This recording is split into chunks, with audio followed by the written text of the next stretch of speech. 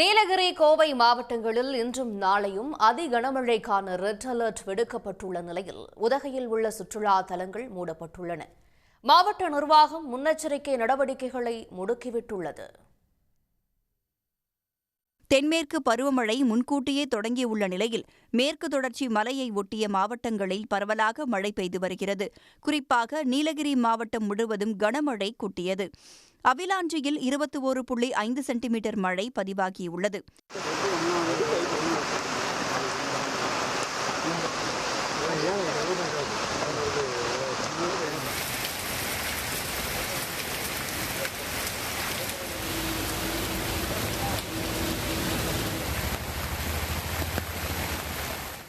கனமழை நீடிக்கும் என்பதால் சுற்றுலா பயணிகளின் பாதுகாப்பு கருதி தொட்டபெட்டா மலைச்சிகரத்தின் காட்சி முனை, கூடலூர் சாலையில் பைன்மரக்காடுகள், அவலாஞ்சி சுற்றுச்சூழல் மையம், குன்னூர் லேம்ஸ் ராக் சுற்றுலா தலங்கள் மூடப்பட்டுள்ளன. உதகை படகு இல்லத்தில் படகு சவாரி ரத்து செய்யப்பட்டுள்ளது.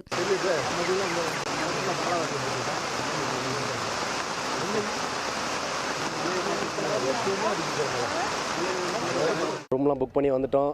இங்கே வந்தால் ரெட் அலர்ட்னு சொல்கிறாங்க. ரொம்ப கஷ்டமாக தான் இருக்குது.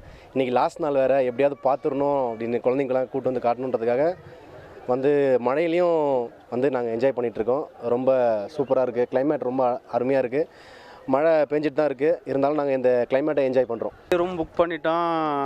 அந்த டேட்டில் வந்து இந்த மாதிரி மழை வந்தது கொஞ்சம் துரதிருஷ்டவசமானது. இருந்தாலும் சரி, வந்துட்டோம், எல்லாத்தையும் பார்த்து அனுபவிப்போம். பசங்களையும் கொஞ்சம் குஷிப்படுத்தணும், எல்லாம் ஜாலியாக இருக்கணும். இப்போ கொஞ்சம் க்ரௌடு கம்மியாக இருக்கிறதுனால எங்களுக்கு கொஞ்சம் ஈஸியாக இருக்குது ஃபோட்டோஸ் எடுக்க, வீடியோஸ் எடுக்க. கூடலூர் அருகே உள்ள தர்மபுரி பகுதியில் வனப்பகுதியில் உள்ள ஆற்றை தடையை மீறி கடக்க முயன்ற சுற்றுலா பயணிகள் 3 பேர் காருடன் அடித்துச் செல்லப்பட்டு பாறைகளுக்கு இடையே சிக்கினர். தகவல் அறிந்து வந்த தீயணைப்புத் துறையினர் ஆற்றில் சிக்கியிருந்தவர்களை போராடி மீட்டனர்.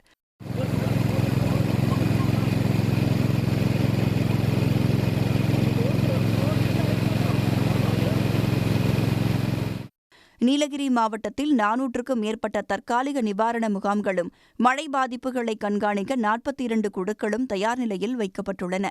உடனுக்குடன் செய்திகளை தெரிந்து கொள்ள சன் நியூஸ் பெல் ஐகானை கிளிக் பண்ணுங்க.